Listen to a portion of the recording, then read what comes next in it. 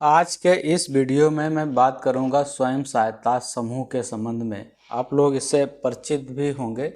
गांव में जो ब्लॉक मिशन मैनेजर होते हैं उनके माध्यम से या गांव पंचायत में जो समूह सखी होती हैं उनके माध्यम से समूह का गठन किया जाता है।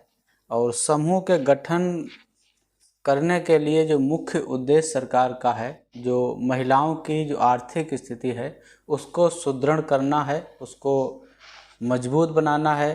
क्योंकि महिलाएं हमारे समाज में आज भी आर्थिक रूप से आज़ाद नहीं हैं। उन्हें छोटे छोटे खर्चों के लिए, पैसों के लिए, अपनी ज़रूरतों के लिए इस पुरुष प्रधान समाज की व्यवस्था के अनुसार अपने पुरुषों पे या अपने लड़कों पे या किसी मर्द जो भी है घर में उस पर निर्भर रहना पड़ता है। तो सरकार की मंशा है कि महिलाएं अपना उद्यम करें, अपनी इनकम करें, अपनी आर्थिक आज़ादी हासिल करें। और इसके लिए सरकार स्कीम चलाती है जो राष्ट्रीय ग्रामीण आजीविका मिशन है, उसके तहत स्वयं सहायता समूह गठन करवाए जाते हैं। तो पहले आप ये समझ लें कि स्वयं सहायता समूह है क्या। सरकार इसमें बाद में सहयोग करती है, बैंक इसमें बाद में सहयोग करती है। आपको पहले खुद की सहायता करनी होगी, जिससे नाम से ही स्पष्ट है कि स्वयं सहायता समूह मतलब अपनी ही सहायता खुद करना। तो एक तो अगर आप पीछे देखेंगे, चले जाएंगे तो बहुत सारे समूह गांव में गठित किए गए, लेकिन वो सारे समूह आज निष्क्रिय पड़े हुए हैं किसी न किसी कारण से। क्योंकि जब समूह का गठन कराया जाता है, जो सरकार के लोग होते हैं, जो ब्लॉक के लोग होते हैं, जनपद के लोग होते हैं, उनका मकसद सिर्फ होता है एक अपना लक्ष्य हासिल करना। क्योंकि नौकरी में लक्ष्य आधारित प्रोग्राम होते हैं। उन्हें सिर्फ लक्ष्य दिया जाता है कि आपको इस वित्तीय वर्ष में इतने समूह गठित करते हैं, और वो जैसे तैसे बिना कुछ बताए हुए, बिना कुछ समझाए हुए गांव में जाकर प्रधान के सहयोग से या समूह सखी के सहयोग से या अन्य किसी के सहयोग से महिलाओं को इकट्ठा करके उन्हें पूरी बात भी नहीं बताई जाती है और समूह का गठन कर दिया जाता है। तो यहाँ पे मैं फिर कहूँगा आपसे, स्वयं सहायता का मतलब स्वयं की सहायता करना है और समूह के माध्यम से सहायता करना है। एक तो जब समूह का गठन कोई भी महिला करेगी, विचार करेगी, तो स्वयं ना करके गांव की अपने ही स्तर की, अपने ही कैटेगरी की, बीपीएल कैटेगरी की महिलाओं को आपको इकट्ठा करना होगा। कम से कम 10 महिला इसमें सदस्य हो सकती हैं और इससे ऊपर हो सकती हैं, 10 से कम नहीं होनी चाहिए। एक चीज़ और हमने देखी है, जो ब्लॉक से जो लोग समूह का गठन करवाते हैं, वो समूह की बचत जो होती है उसको न्यूनतम 10 रुपये महीना ही रखते हैं। पहले भी रखा जाता था, लेकिन ऐसा नहीं होना चाहिए। तो पहले ये आप समझ लें कि समूह कौन लोग बनाएंगे।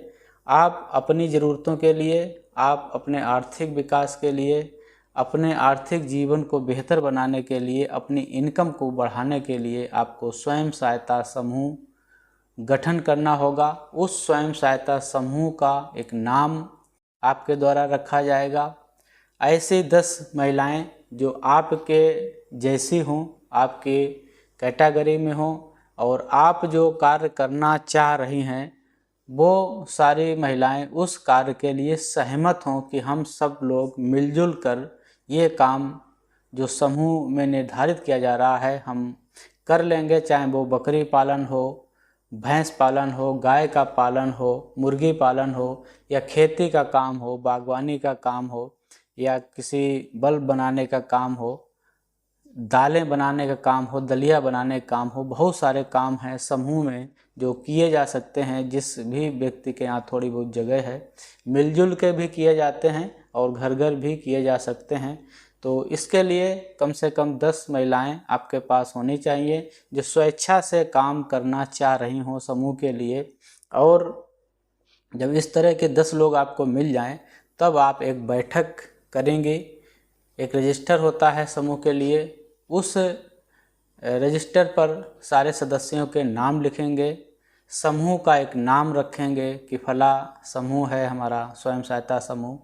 फिर उस समूह की एक बैठक की जाएगी।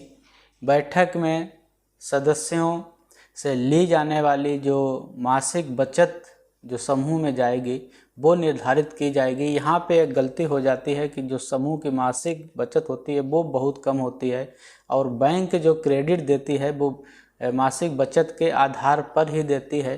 मान लीजिए 10 लोग आप हो गए और 10-10 रुपये आप जमा कर रहे हैं, तो 100 रुपये आज के समय के लिए बहुत सी छोटी सी मात्रा है पैसे की।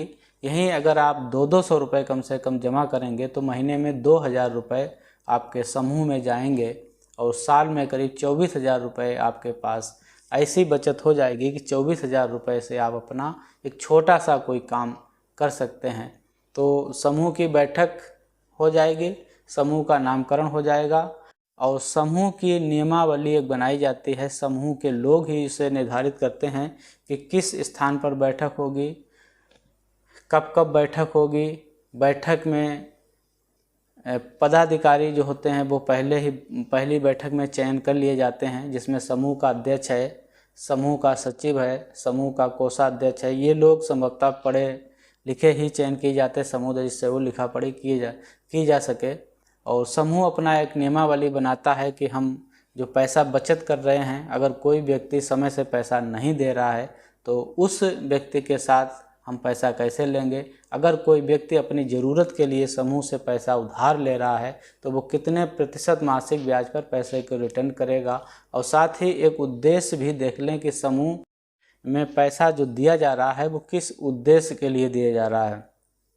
अगर कोई ऐसा उद्देश्य, मान लिया किसी ने समूह से पैसा उठा के बच्चे का बर्थडे मना लिया, लड़की की शादी कर ली, ऐसा कोई काम कर लिया जहाँ से पैसे के रिटर्न होने की कोई संभावना नहीं है, तो वहाँ पे चांस ये पूरा बन जाएगा कि वह सदस्य उस पैसे को समूह से समय से वापस नहीं कर पाएगा, ना आपको ब्याज मिल पाएगा, ना उसकी पूंजी मिल पाएगी।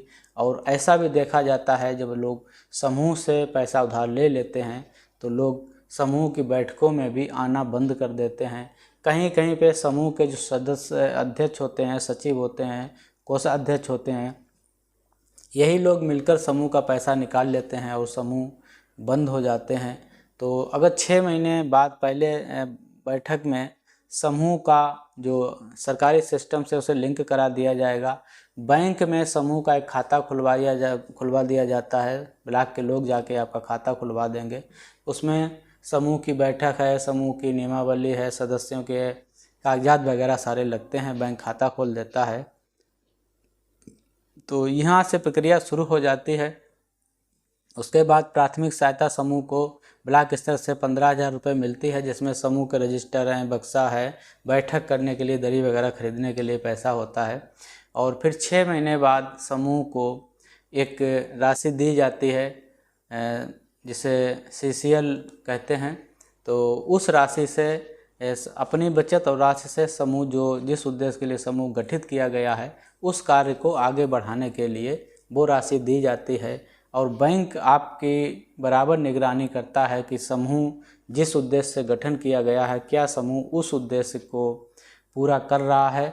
और एक समय होता है जब बैंक सरकार के माध्यम से, अधिकारियों के माध्यम से बैंक के लिए क्रेडिट जारी करता है। वो क्रेडिट 10 लाख रुपए तक होती है।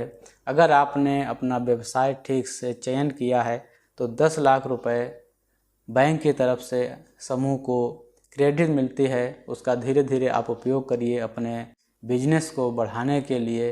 तो समूह के माध्यम से अगर सजग लोग हैं, सक्षम लोग हैं, सोचने में सक्षम हैं और एक निश्चित फैसले के साथ समूह में आए हैं, निर्णय लेकर आए हैं कि हमें समूह के माध्यम से ये कार्य करना है, तो निश्चित ही एक समय वो आएगा कि आपके महीने की एक ऐसी इनकम हो जाएगी जिससे आपका अपना घर चलने लगेगा।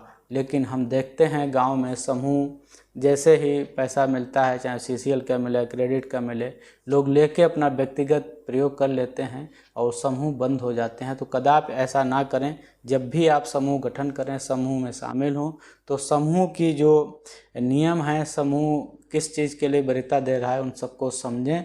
और इससे जब आप अपना आर्थिक क्रियाकलाप उसमें करने लगेंगे, अपना उद्योग धंधे जो भी आप करना चाहें करने लगेंगे, तो उससे एक निश्चित आय आपको प्राप्त होने लगेगी। आपके हाथ मजबूत होंगे, आपका आर्थिक स्तर ऊंचा होगा, जो सरकार चाहती है वो मंशा पूरी होगी।